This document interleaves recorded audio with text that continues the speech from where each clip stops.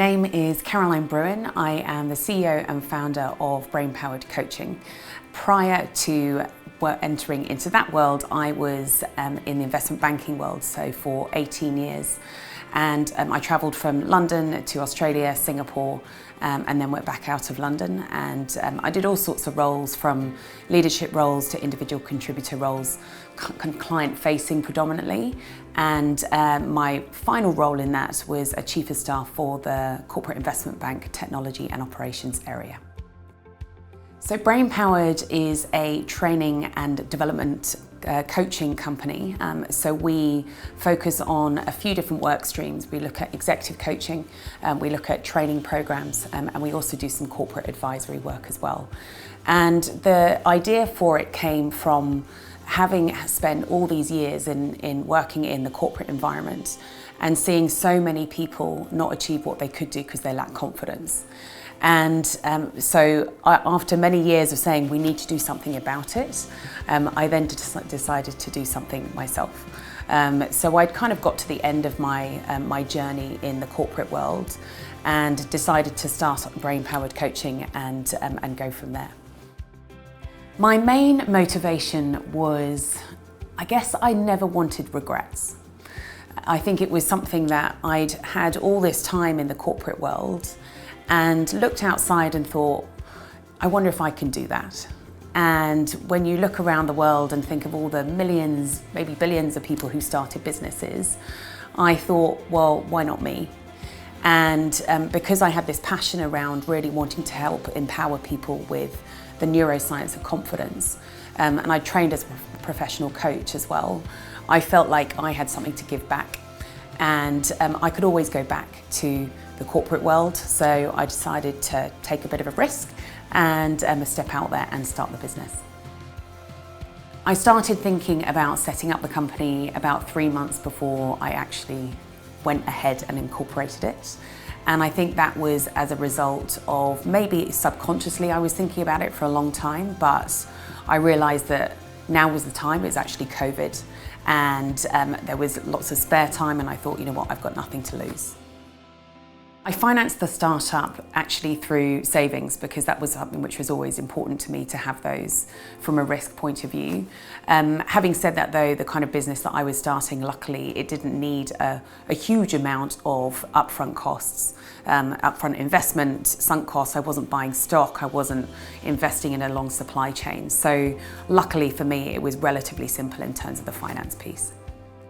So the first 6 months, I think, were I didn't really know what I had imagined. I guess I'd hoped that things would happen very quickly.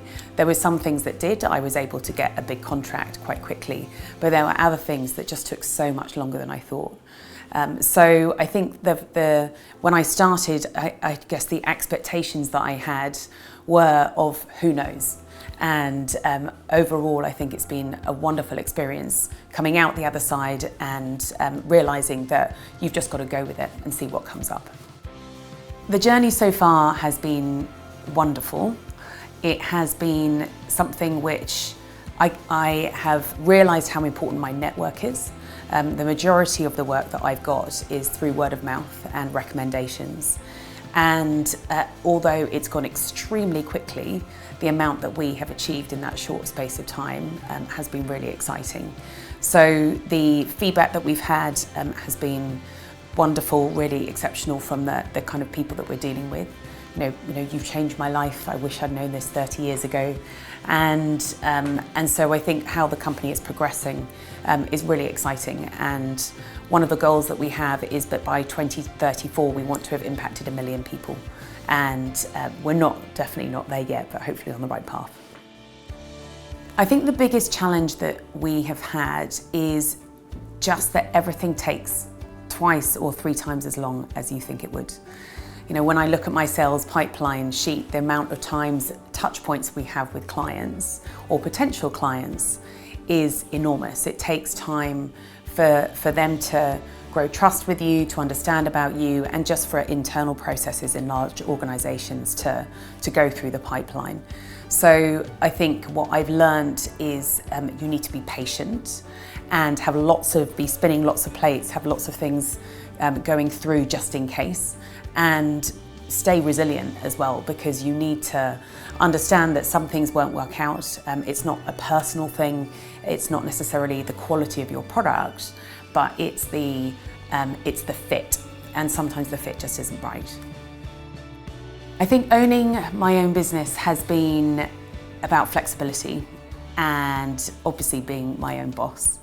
The flexibility thing is wonderful for this stage of my life, and I was in that very rigid corporate box, which is wonderful, and it taught me a huge amount over the years. But being able to work on my own time, wherever I want in the world, that has been just wonderful.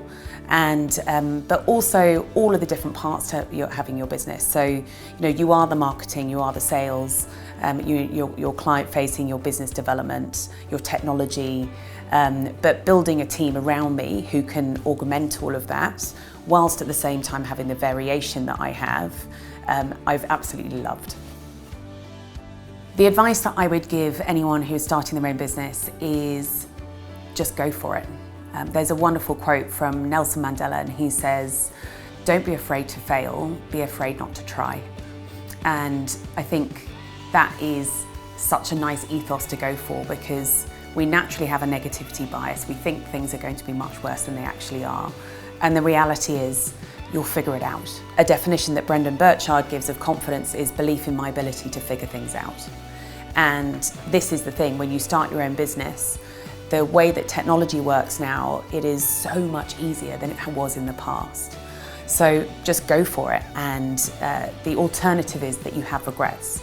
And for me, I just never wanted that. I wanted to know that I'd tried and I'd gone for it, and that's where I am today. I found Rapid Formations just online. I was looking for an organisation that could help me set up the company. And the thing that I found, which was almost surprisingly, it was so simple.